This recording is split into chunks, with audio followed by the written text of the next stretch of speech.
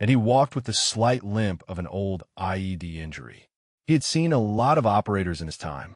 He had also seen a lot of bullies like Krieger. That night, Voss sat alone in her quarters, cleaning her rifle. The other women on base were support personnel who kept their distance from combat operators. The SEALs had made it clear she was not welcome in their spaces. She pulled out a worn photograph from her pocket. Her father in his Marine sniper gear, Vietnam era, young and strong in a way she had never known him. He had died 3 years ago from Agent Orange complications. The cancer had eaten him slowly while she was still trying to qualify for sniper school. He never believed she would make it. Too small, he said. Too quiet. Not enough fire in her belly. She had fire. She just kept it somewhere he could not see. A knock at the door interrupted her thoughts. It was Captain Ash. The intelligence officer studied Voss for a long moment. "You know Krieger is going to do everything he can to make you fail out here," she said. Voss nodded. She had figured that out within 30 seconds of meeting him. Ash seemed to be weighing something. Finally, she said, "I pulled a lot of strings to get you attached to this operation. Do not make me regret it." She left before Voss could ask what that meant. The insertion happened before dawn. 3 helicopters carrying the sniper teams and the ranger element.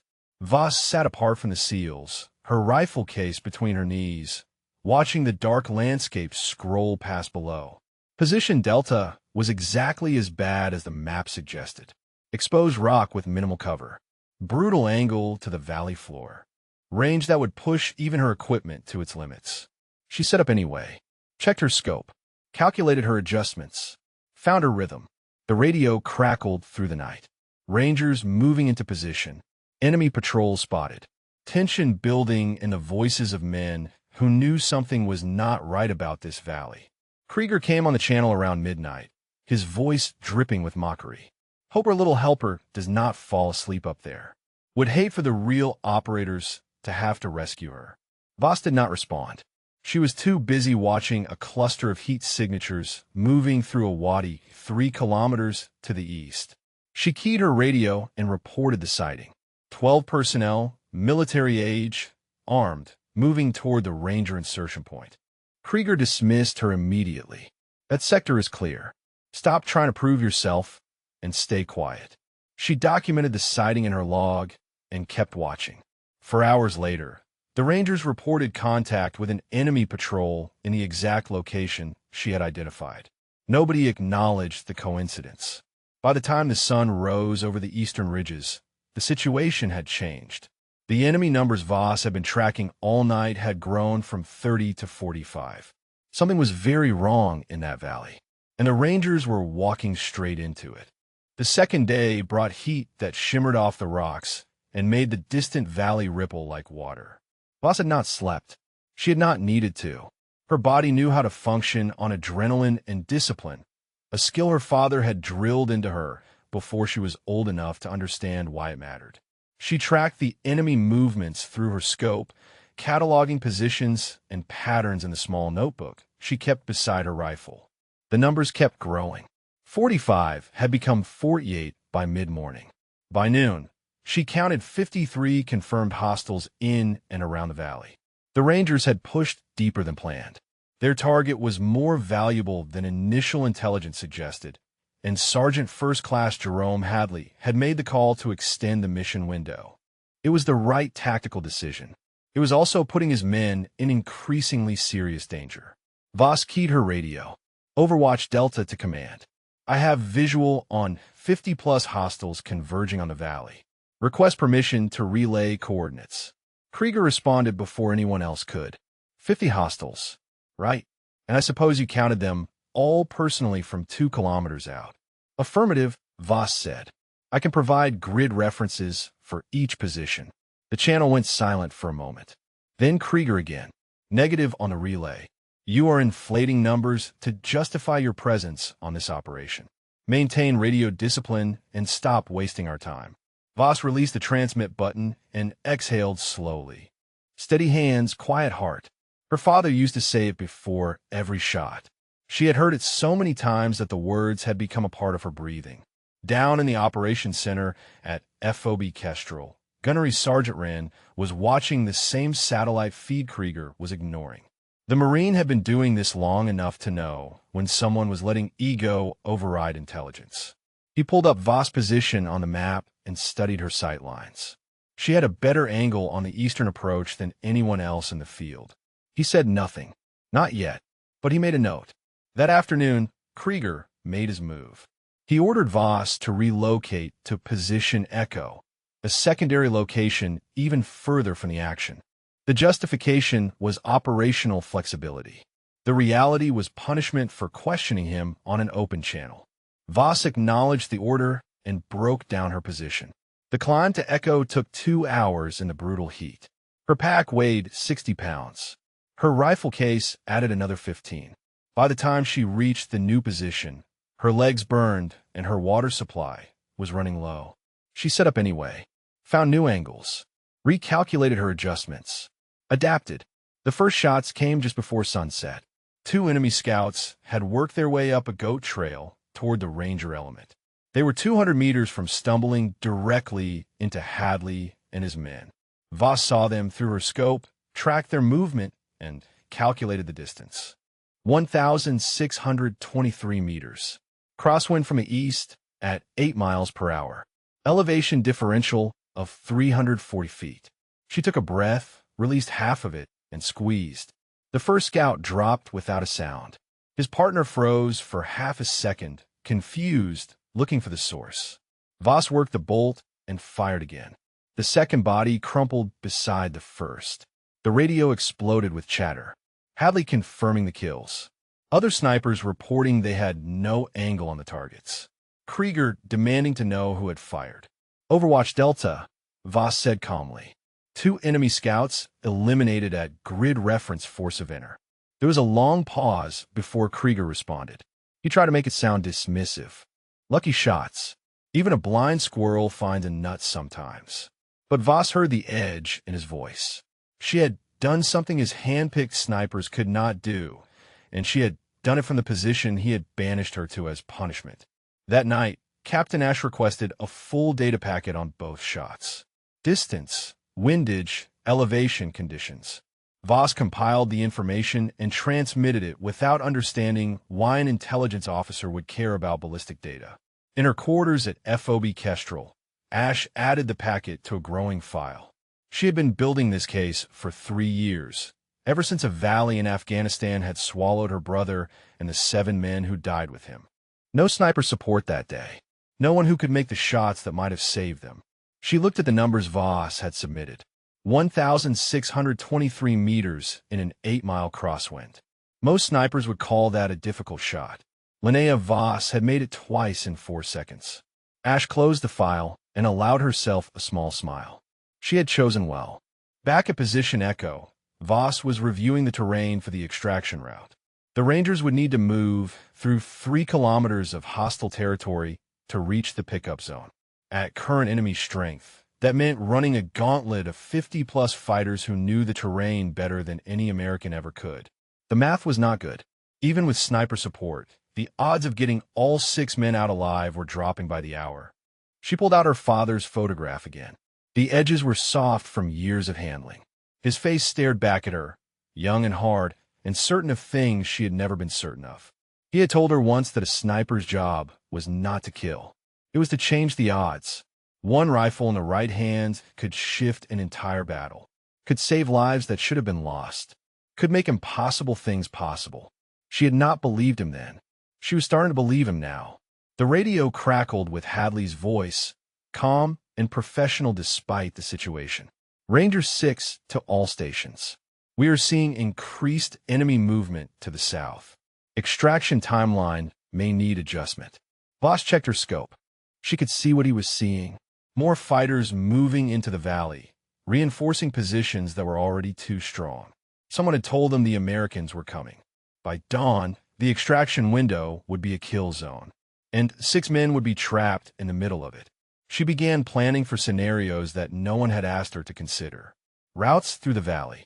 Choke points where a single rifle could hold back a dozen enemies. Fields of fire that overlapped to create interlocking coverage. It was the kind of thinking her instructors at sniper school had praised. The kind of thinking that had earned her the highest tactical score in her class. The kind of thinking that Krieger would never ask her for. But Sergeant Hadley might. And if he did, she would be ready. The third day began with bad news. The intelligence target the Rangers had been sent to extract was not where he was supposed to be. Hadley's team had pushed deeper into hostile territory following updated coordinates. And now they were 15 kilometers from the original extraction point. 15 kilometers of enemy-held terrain. 53 confirmed hostiles. And a window that was shrinking by the hour. Voss listened to the radio traffic from Position Echo, piecing together the tactical picture from fragments of communication.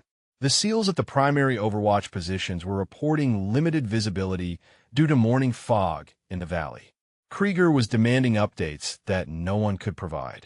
She had clear sight lines. The fog did not reach her elevation, but no one was asking what she could see.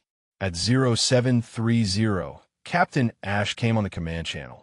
She wanted a full picture of enemy dispositions before making a recommendation to theater command. Each sniper team reported in sequence. When it came to Voss, Krieger tried to skip her entirely. Ash stopped him. Overwatch Delta, report. Voss keyed her radio. I have visual on 3 enemy positions not previously identified. Grid references follow. She rattled off the coordinates with precision. Additionally, I am tracking what appears to be a command element at the northern end of the valley. For vehicles, approximately 15 personnel, heavy weapons mounted on 2 technicals. The channel went quiet. That was significant intelligence. A command element meant organization. Heavy weapons meant the enemy was prepared for a serious fight. Krieger broke the silence. Unconfirmed. Overwatch Delta does not have the angle to make that identification. I have photographs, Voss replied. Transmitting now. She sent the images she had captured at first light. The resolution was clear enough to count the men and identify the weapons. There was no room for dispute. Ash acknowledged receipt and moved on with the briefing. But something had shifted. The other snipers were listening differently now. Even Petty Officer Second Class Marcus Delano, one of Krieger's most loyal men, shot a glance at his senior chief that carried a question in it. By midday, the Rangers had located their target and were preparing to move.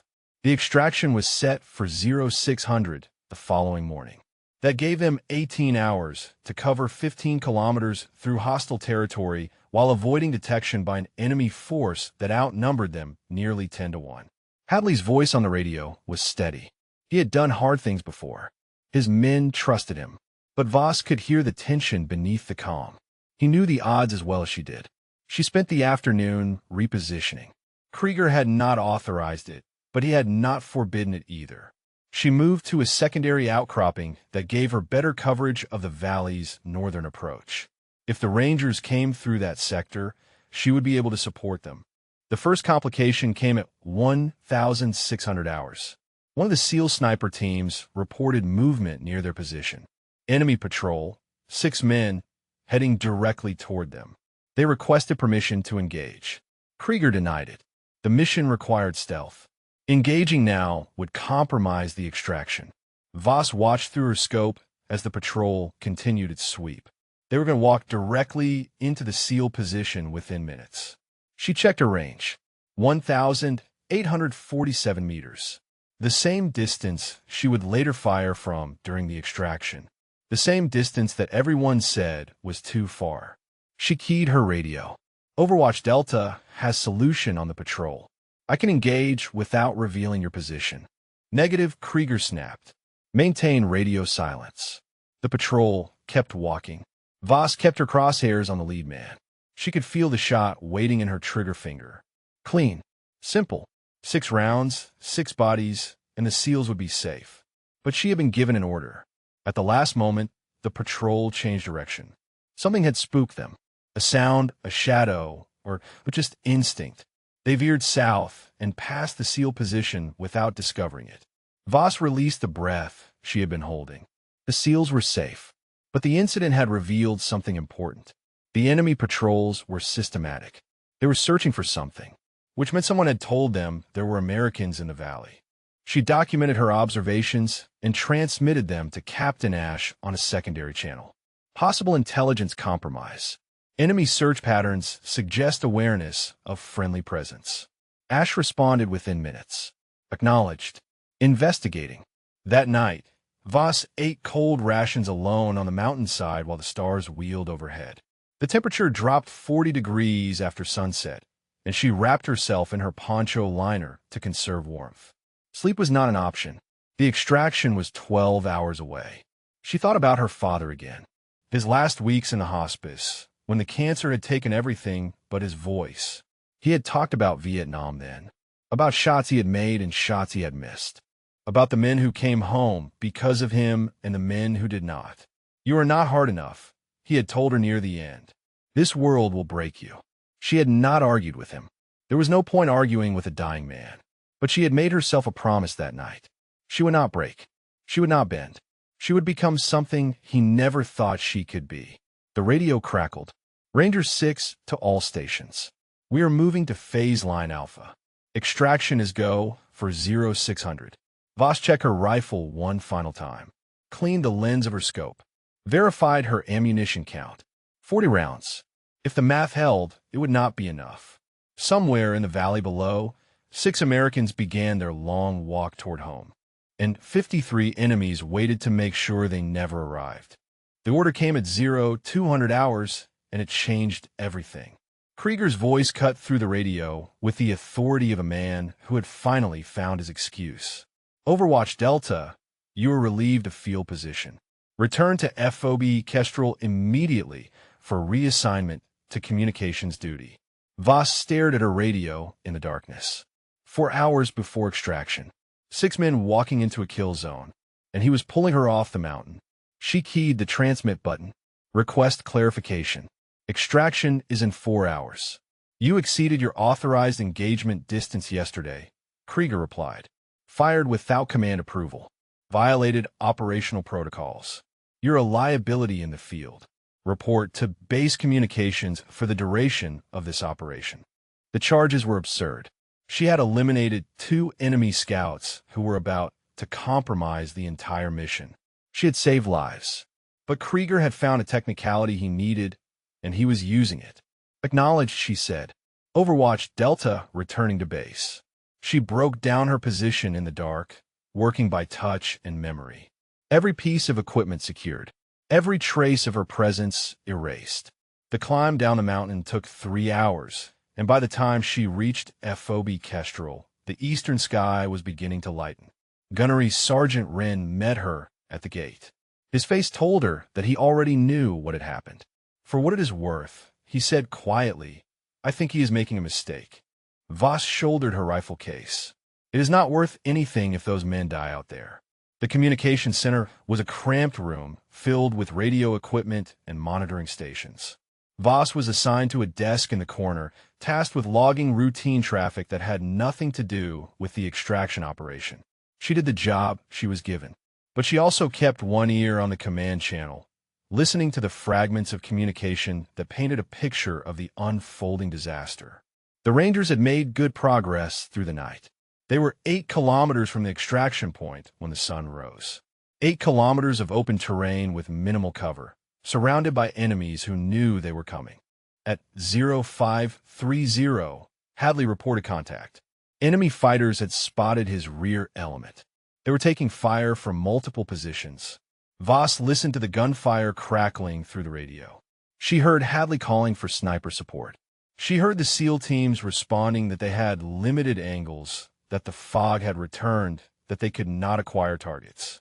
She heard Krieger ordering them to hold position and wait for visibility to improve. The Rangers did not have time to wait.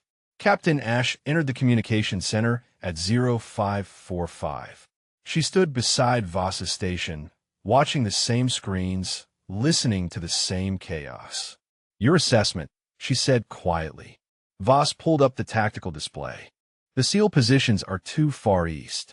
They cannot cover the extraction route from their current locations. The Rangers are going to hit a choke point at grid reference 773, and there is no overwatch on that sector. And if you were still on that mountain? Voss hesitated. Position Delta has the angle. I could cover that choke point. I could create a path for them. Ash nodded slowly. She seemed to be making a decision that had been building for a long time. Krieger is wrong about you, she said. He has been wrong since you arrived. I brought you here because I read your file, your qualification scores, your instructor evaluations, the shot you made on your final assessment that they said was impossible. Voss remembered that day. The wind had been brutal. The range officer had called the exercise a formality because no one could make that shot in those conditions. She had made it twice. My brother died in a valley like this one, Ash continued. 8 years ago. No sniper support. No one who could reach far enough to change the outcome. I have spent every day since then making sure that never happens again. The radio crackled with Hadley's voice, tight with controlled urgency. Ranger 6 to command. We are pinned to the choke point, taking heavy fire from elevated positions. Request immediate support. Voss looked at the map. She looked at Ash. She understood now why she had been brought here, why the intelligence officer had been collecting her shot data, why everything had led to this moment.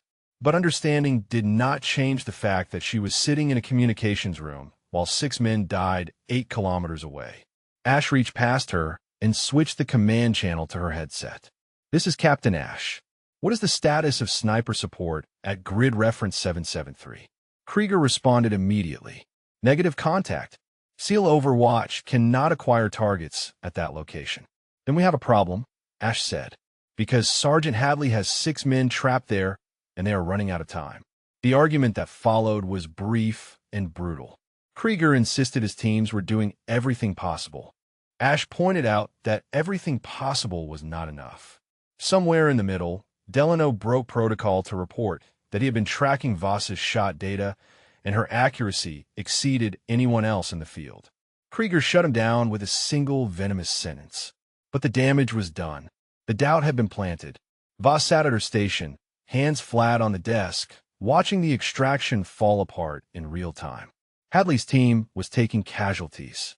Not dead yet, but wounded, bleeding, running out of ammunition and options. She thought about her father's words.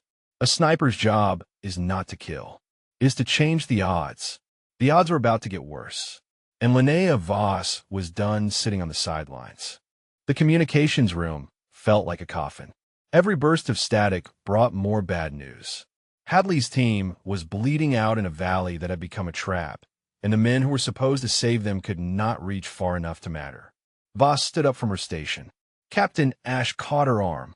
Where do you think you are going? It was not really a question. They both knew the answer. If I leave this base without authorization, Voss said, my career is over. Court-martial. Dishonorable discharge. Everything I have worked for gone. Ash did not let go. And if you stay here, 6 men die. Voss pulled her arm free gently. I know which one I can live with. She was halfway to the door when Krieger's voice exploded through the speakers. All stations be advised. Extraction window is closing. SEAL Overwatch reports no viable solution. Ranger Element is advised to find defensible position and prepare for extended engagement. Extended engagement. The military term for being surrounded and waiting to die. Voss stopped walking. She turned back to look at Ash. The intelligence officer's face was unreadable. Then she reached in her pocket and pulled out a folded piece of paper. She pressed it into Voss's hand. I cannot authorize what you are about to do, Ash said quietly. But if anyone asks, you were reassigned to auxiliary communications at position Delta. The paperwork will support that. Voss unfolded the paper. It was a transfer order backdated to the previous evening, signed by Captain Yolanda Ash. Why, Voss asked. Because my brother deserves someone willing to break the rules to save him. And no one was. Ash stepped back. Go. Now. Before someone notices. Voss grabbed her rifle case and ran. The sun was fully up now, burning away the morning fog. She had 3 hours of mountain climbing ahead of her and an extraction window that would close in 2. The math said it was impossible. She had never been good at listening to math. The trail up to position Delta was brutal in daylight. No cover from the sun. No shade to rest in. Her pack felt like it had doubled in weight, and her rifle case banged against her hip with every step. Sweat soaked through her uniform within the first hour. She pushed harder. The radio traffic painted a worsening picture. Hadley had consolidated his team in a small wadi, using the natural depression for cover. They were holding, but barely. 2 men wounded. Ammunition running low. The enemy was probing their perimeter, testing for weaknesses. And the SEAL sniper teams still could not find angles that mattered. At the 2-hour mark, Voss stopped to catch her breath. Her legs burned. Her lungs ached. She was still 40 minutes from the position. She thought about her father in that moment. Not the dying man in the hospice bed, but the young Marine in the photograph. The one who had made impossible shots in impossible conditions. The one who had carried his rifle through jungles that wanted to kill him. He had never broken. He had never bent. And neither would she. She started climbing again. The radio crackled with a new voice. Private First Class Booth, the youngest member of Hadley's team. He was trying to sound steady, but the fear bled through every word. Ranger 6, this is Booth. I count 15 hostiles moving on our eastern flank. Sergeant Ochoa is down. We need support. Hadley's response was calm. Hold your sector, Booth. Help is coming. But there was no help coming. Not from the SEALs who could not see the fight. Not from the helicopters that could not land in a hot zone. Not from command, which had already written these men off as acceptable losses. The only help coming was a 22-year-old corporal with a rifle and a promise she had made to a ghost. Voss reached position Delta at 0847. The extraction window closed at 0900. 13 minutes to do something that everyone said could not be done. She set up her rifle with hands that did not shake. Checked her scope. Calculated the wind. Found a valley floor in her crosshairs, 1,847 meters below. The enemy fighters swarmed around the wadi like ants around a wound. She counted them quickly. 53, just as she had reported. They were closing in from 3 directions, and the Rangers were running out of places to hide. She keyed her radio. Havoc 6, this is Overwatch. I have eyes on your position. Hadley's voice came back immediately, sharp with surprise. Overwatch. Who authorized you back on the net? Does it matter? A pause, then something that might have been a laugh. No, it does not. What can you do for us? Voss settled her cheek against the stock of her rifle. She found her breathing rhythm, felt her heart rate slow to that impossible calm that had always lived inside her. On my mark, she said, move your team north. I will open a path. Krieger's voice cut in, furious. Overwatch Delta, you are in direct violation of orders. Stand down immediately. Voss ignored him. Havoc 6, do you copy? Hadley did not hesitate. Copy, Overwatch. Waiting on your mark. She placed her crosshairs on the first target. An enemy fighter crouched behind a rock, rifle aimed at the wadi where 6 Americans were preparing to make their last stand. 50 enemies. 1 rifle. 17 minutes before the extraction window closed forever. Steady hands, quiet heart. She squeezed the trigger. The first round crossed 1,847 meters in just under 3 seconds. The enemy fighter never saw it coming. One moment, he was sighting down his rifle at the American position. The next moment, he was falling, a hole in his chest where his heart used to be. Voss worked the bolt and acquired her second target before the first body hit the ground. The second shot dropped a man carrying an RPG. He crumpled sideways, the launcher tumbling from his hands unfired. The rocket that would have turned the wadi into a grave rolled harmlessly into the dust.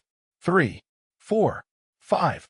She moved through targets with mechanical precision. No motion, no hesitation. Each pull of the trigger was a life ended and a life saved. The math was brutal and simple. Havoc 6, she said between shots, you have a window. Move now. Hadley did not need to be told twice. His voice barked orders to his team, and the Rangers burst from cover in a coordinated rush. They moved north toward the extraction point, while Voss cleared the path ahead of them. 6, 7, 8. The enemy fighters were scrambling now. They had expected easy prey, trapped Americans they could overwhelm with numbers. They had not expected death reaching down from a mountain nearly 2 kilometers away. 9, 10. In the operations center at FOB Kestrel, every screen showed the same feed. Satellite imagery of the valley floor, bodies dropping one after another, in a sniper position that should have been too far away to matter. Krieger stood frozen, watching his predictions collapse in real time. Delano was the first to speak. That is 10 confirmed kills in under 90 seconds. From position Delta, nobody responded. The numbers spoke for themselves. 11, 12, 13. Voss felt the rhythm now, that quiet place her father had taught her to find. The world narrowed to the scope, the crosshairs, the trigger. Everything else fell away. Fear, exhaustion, the court-martial waiting for her at the end of this. None of it mattered. Only the next shot mattered. 14, 15. The Rangers had covered 200 meters. The extraction point was still 800 meters ahead, but the path was opening. Enemy fighters who had been converging on the wadi were now scattering for cover, trying to escape the invisible death that kept finding them. 16, 17, 18. Her ammunition count dropped with each trigger pull. 40 rounds had seemed like enough when she started. Now she was watching the numbers shrink while the enemy count stayed too high. 19, 20. Captain Ash appeared beside Krieger in the operations center. She did not look at him. Her eyes stayed fixed on the screen. That is 20 kills, she said quietly. From a position you said was useless. Krieger's jaw tightened. She violated direct orders. She went AWOL. When this is over, she is finished. When this is over, Ash replied, those men will be alive. What happens after that is above your pay grade. 21, 22. The Rangers had found a rhythm of their own. Move, cover, move. Hadley directed them with hand signals while Voss eliminated threats they could not see. They were working together across 2 kilometers of hostile terrain, connected only by radio and trust. 23, 24. Voss paused to reload. Her fingers moved automatically, muscle memory taking over while her mind tracked enemy positions. She had 20 rounds left, 29 enemies remaining. The math still did not work, but she was going to make it work anyway. 25, 26. The enemy had finally located her position. She saw muzzle flashes from the valley floor, rounds pinging off rocks 50 meters below her.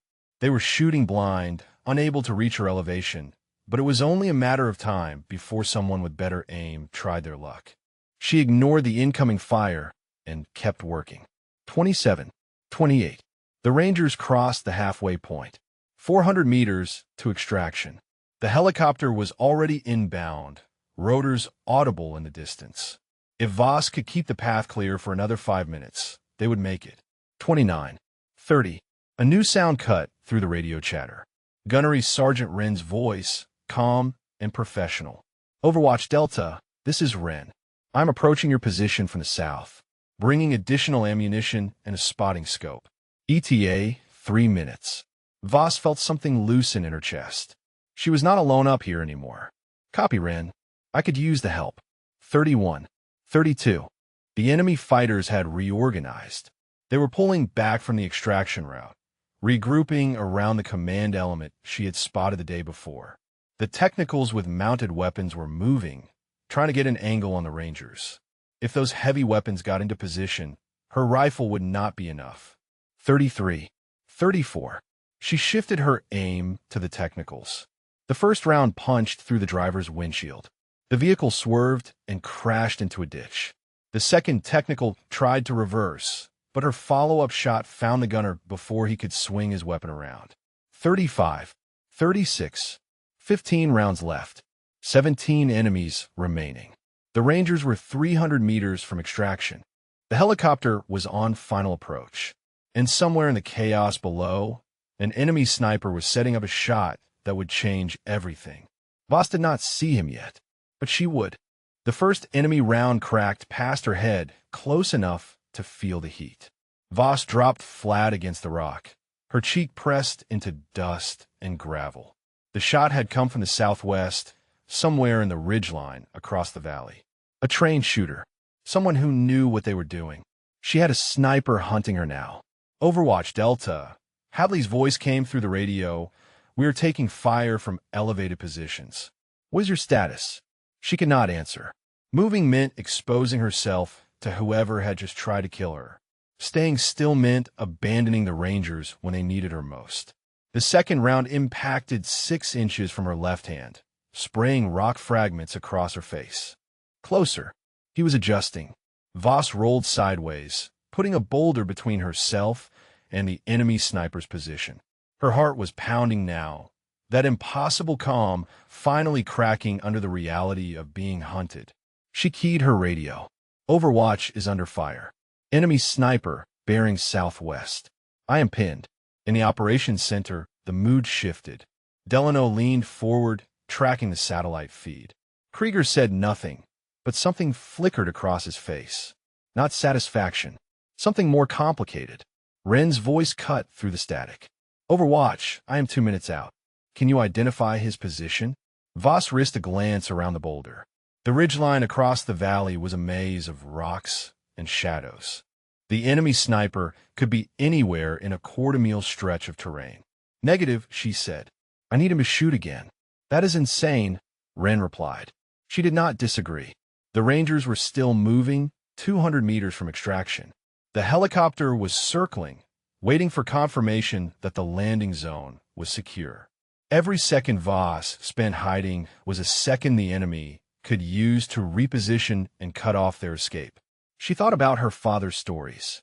The jungles of Vietnam, where snipers hunted each other through triple canopy forest. Days of patience, inches of movement, the understanding that one mistake meant death. He had survived those jungles. She would survive this mountain.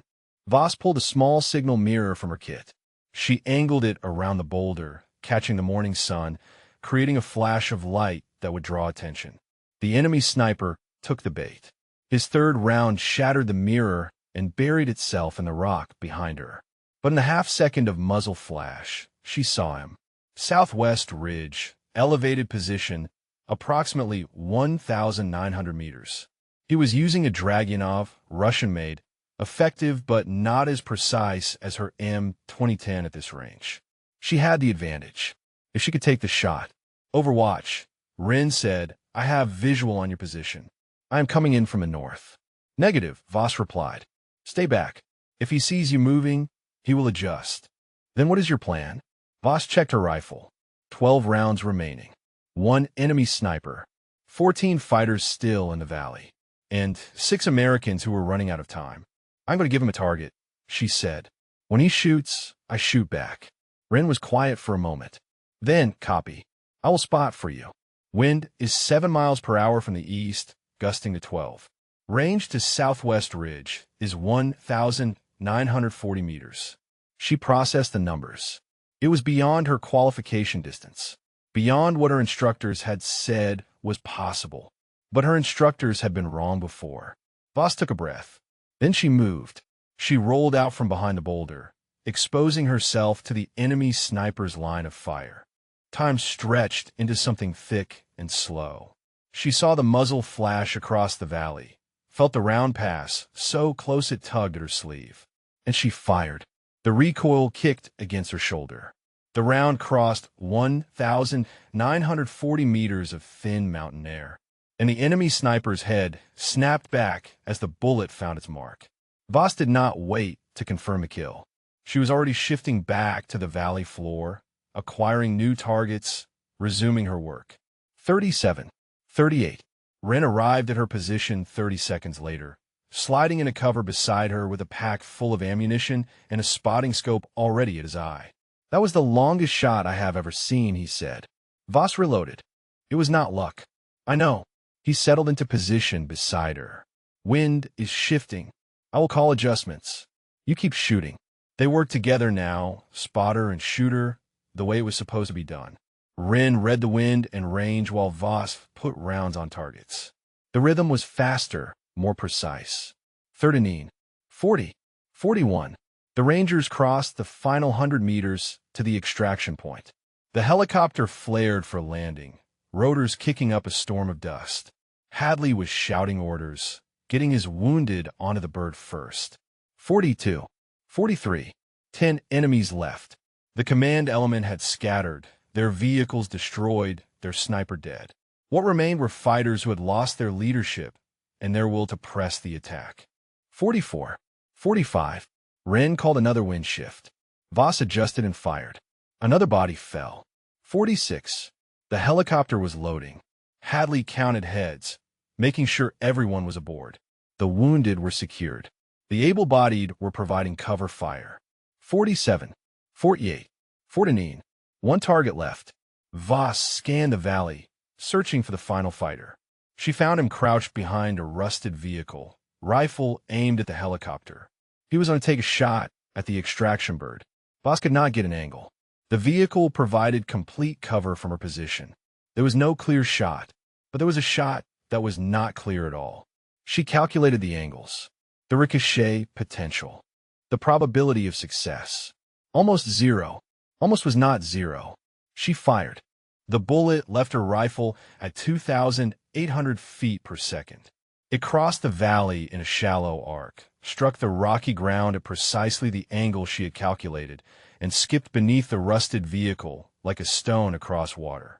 The fighter crouched behind the vehicle never knew what killed him. One moment, he was sighting his rifle at the helicopter. The next moment, he was falling, the ricochet round buried in his chest. 50. The number echoed in the sudden silence. 50 confirmed kills. 50 enemies who had stood between 6 Americans and survival. 50 rounds fired from a position that everyone had said was too far away to matter. Wren lowered his spotting scope. His voice was barely a whisper. Did you just bounce around under a vehicle to make that kill? Voss did not answer. She was watching the helicopter lift off, rotors clawing at the thin mountain air. Through her scope, she could see Hadley in the open door, counting his men one final time. All 6 accounted for. All 6 alive. She let out a breath she had been holding for what felt like hours. The radio crackled with Hadley's voice, rough with emotion he was trying to hide. Havoc 6 to Overwatch. I do not know who you are or how you did what you just did, but my men are going home because of you. We owe you everything. Voss keyed her transmit button. Just doing my job, Sergeant. A pause. Then Hadley again. No, you did a hell of a lot more than that. The helicopter banked east toward FOB Kestrel, carrying its cargo of living soldiers who should have been dead. Voss watched it shrink against the morning sky until it was just a speck, then nothing at all. Wren sat back against the rocks and pulled out his canteen. He offered it to her without a word. She drank deeply, suddenly aware of how thirsty she was. How exhausted. How completely drained. That was the finest shooting I have seen in 22 years of service, Wren said. And I have seen a lot of shooting. Voss handed back the canteen. It is not over yet. She meant Krieger. She meant the court-martial that was waiting for her. She meant the career she had sacrificed to save 6 lives. Wren understood. No, I suppose it is not. But whatever comes next, you need to know something. He looked at her with the steady gaze of a man who had seen too much to be impressed by anything less than the extraordinary. What you did today matters. It will always matter. No one can take that away from you. They broke down the position together, working in companionable silence. The climb down the mountain was easier than the climb up, gravity doing most of the work. By the time they reached FOB Kestrel, the sun was high and hot, and the base was buzzing with activity. Word had spread. Voss felt the eyes on her as she walked through the gate. Soldiers stopping their work to stare. Conversations falling silent as she passed. She kept her gaze forward, her rifle case in her hand, her bearing as professional as she could manage. The operations center was crowded when she arrived.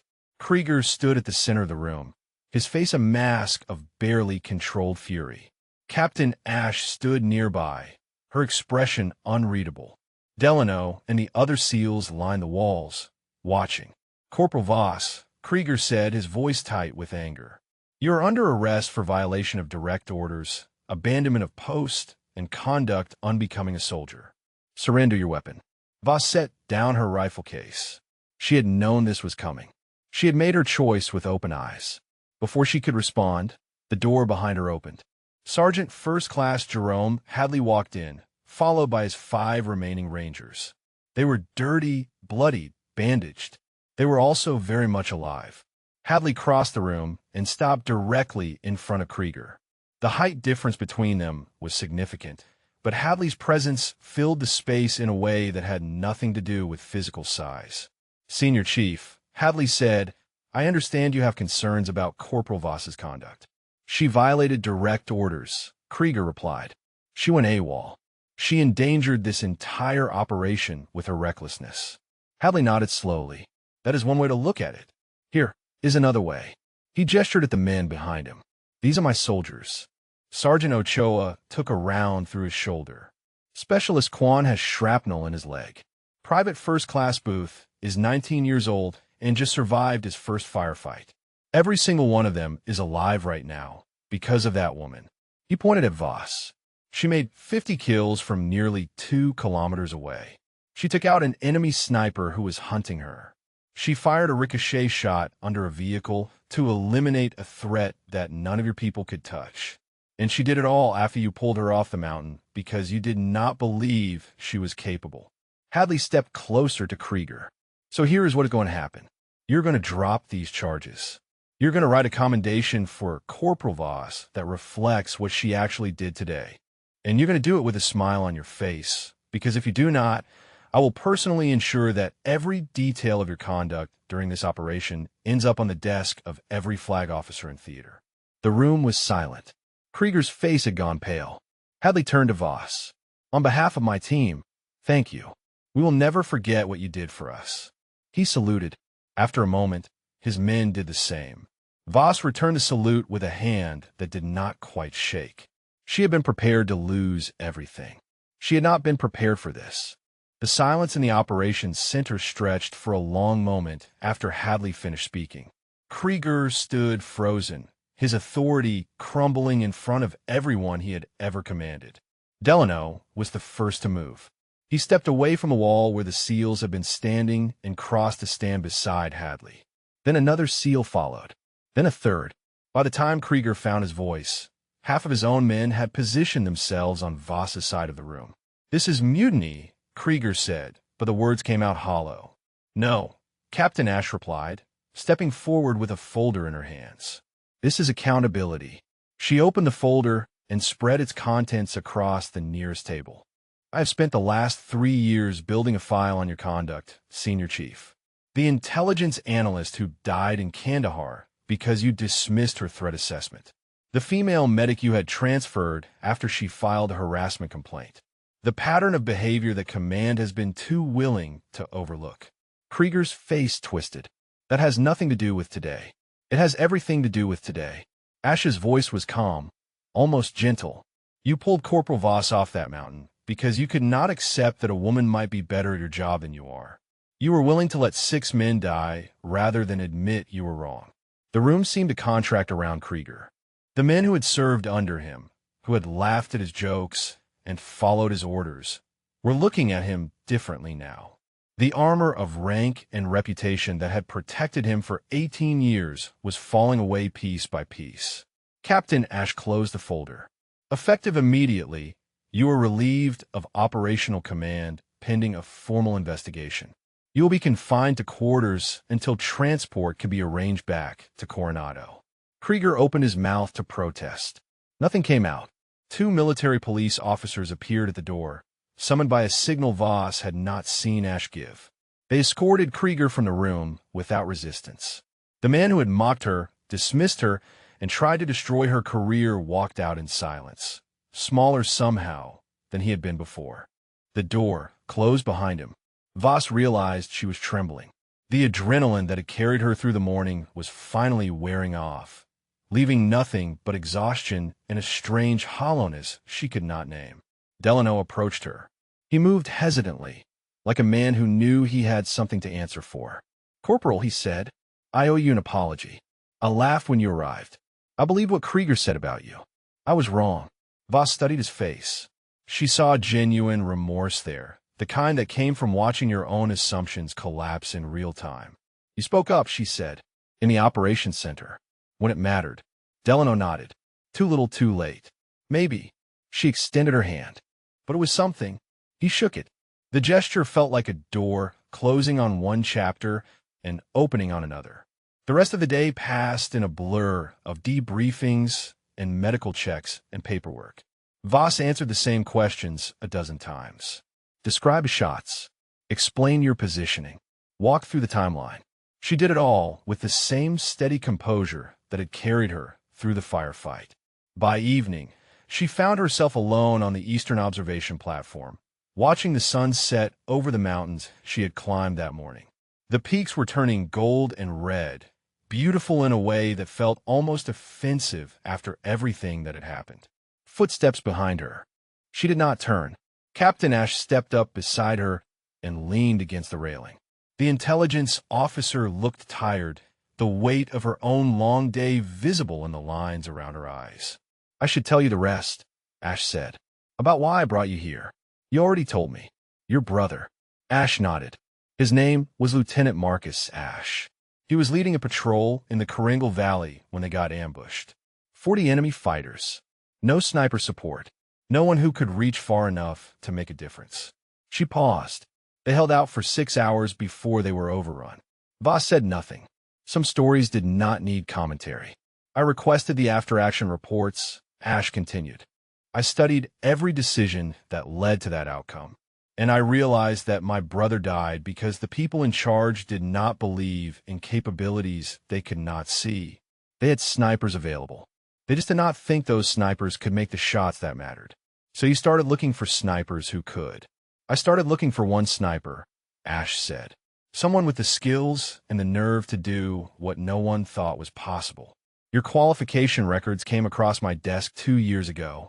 The shot you made in training, the one your instructors said could not be done. I knew right then that you were the one I had been searching for. Voss turned to look at her. You set this whole thing up. The assignment. The position. Everything. Ash met her gaze without flinching. I created an opportunity. You did the rest. She reached into her pocket and pulled out a small velvet box. This came through official channels an hour ago. Fastest I have ever seen paperwork move. Voss opened the box. Inside was a bronze star with V device. Valor.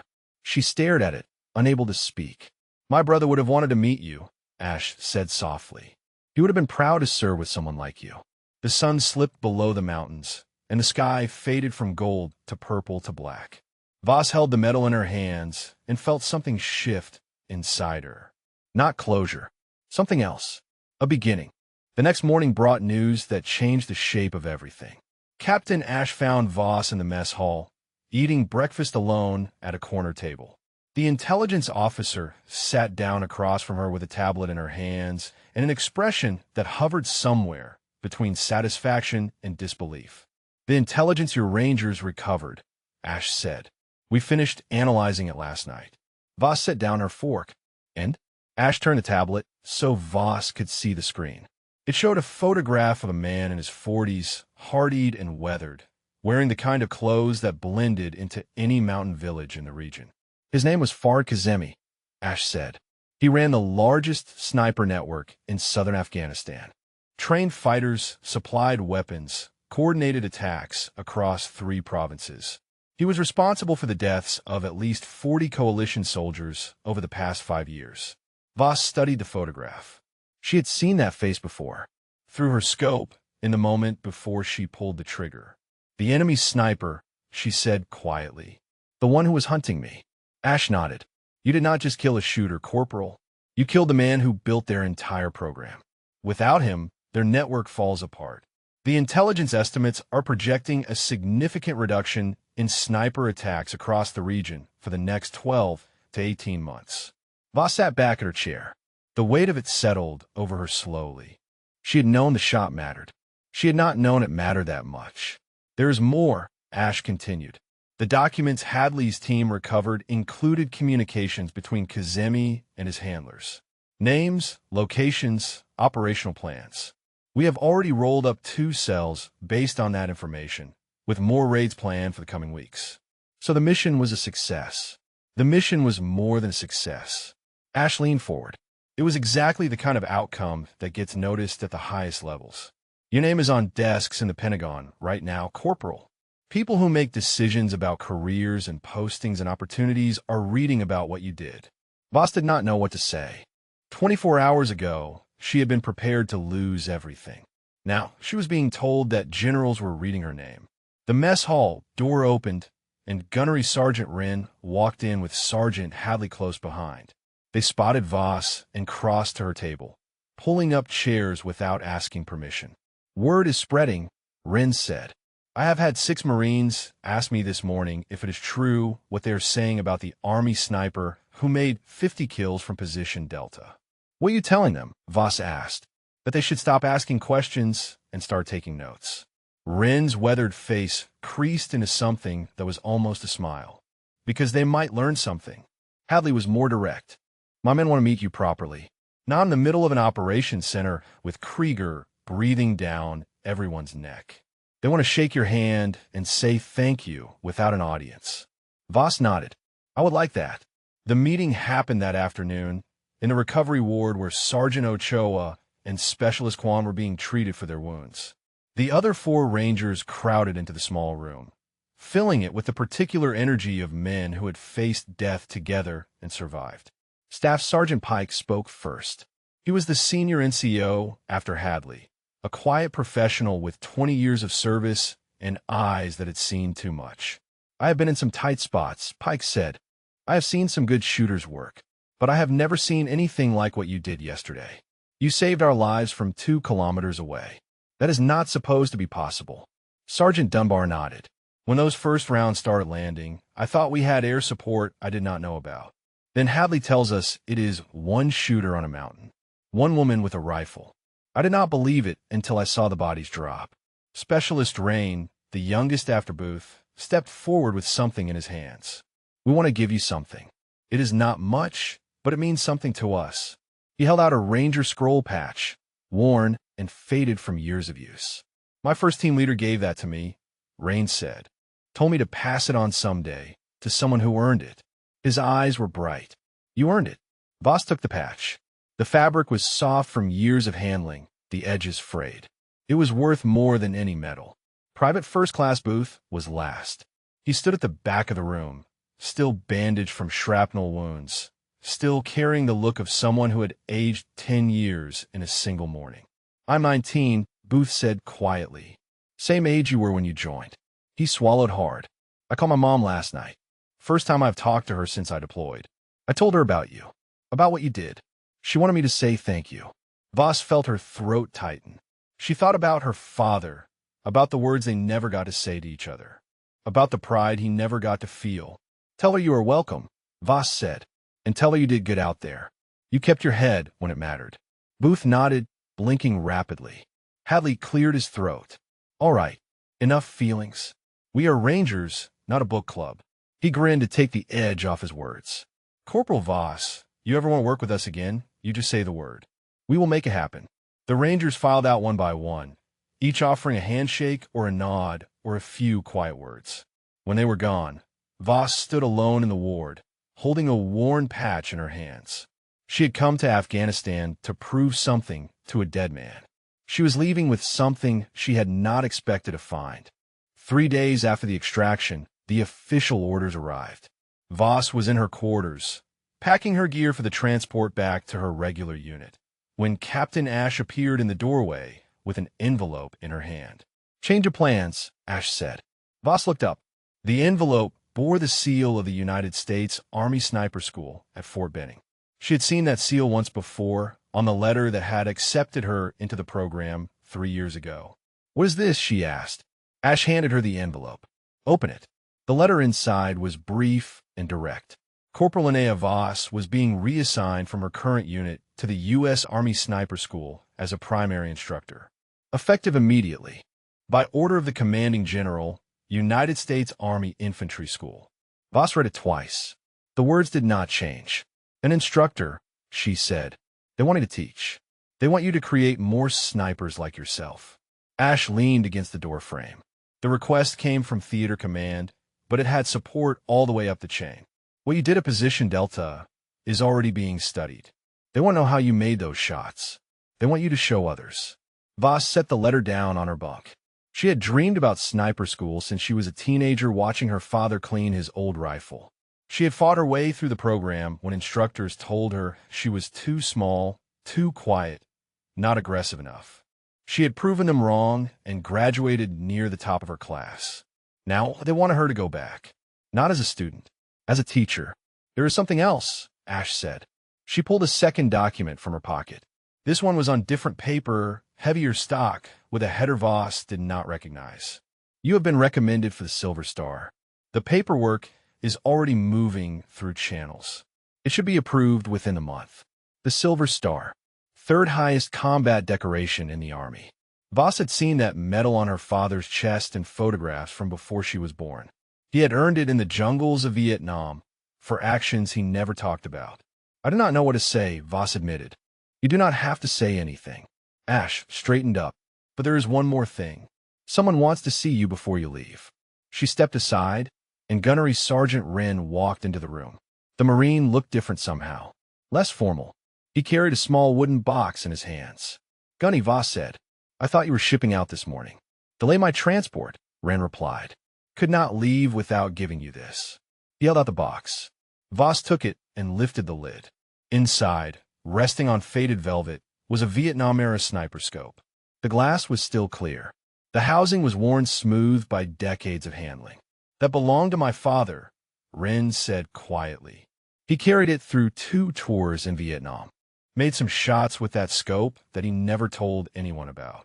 He gave it to me when I became a Marine. Told me to pass it on when I found someone who understood what it meant. Voss looked up at him. I cannot accept this. You do not have a choice. Wren's voice was gruff, but his eyes were soft. My father would have wanted you to have it. He spent his whole life looking for shooters who had what you have. That thing inside that does not break when everything else is falling apart. He never found one, but I did. Voss held the scope carefully, feeling the weight of history in her hands.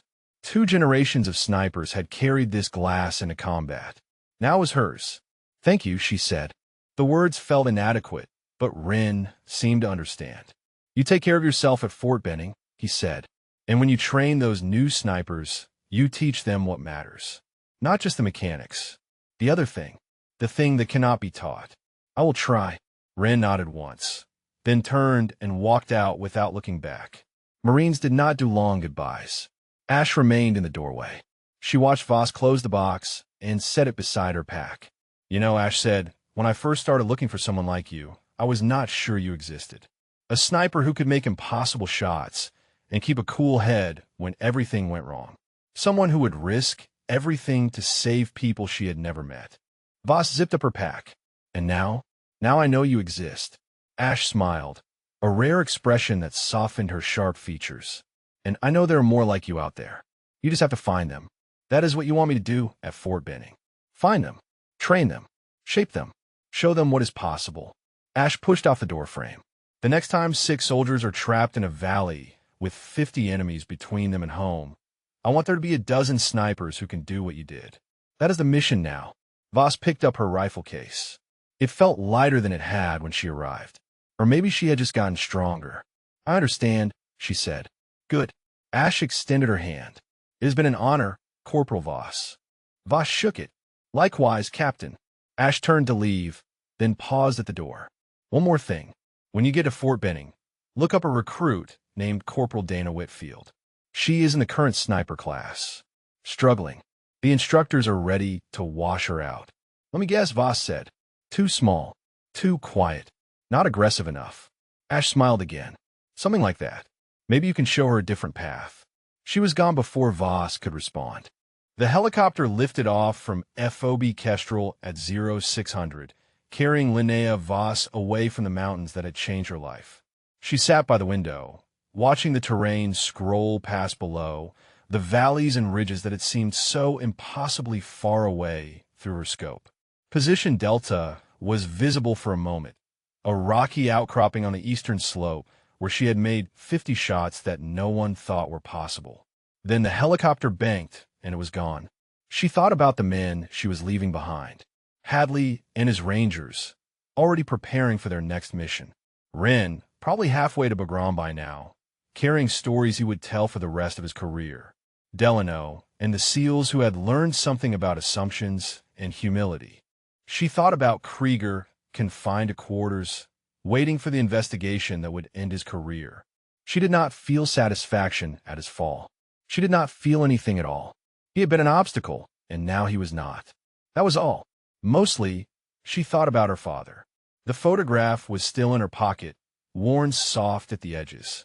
She pulled it out and studied his face for the 1000th time. Young and hard and certain. The face of a man who had carried a rifle through jungles that wanted to kill him and come out the other side. He had told her she was not hard enough, that the world would break her.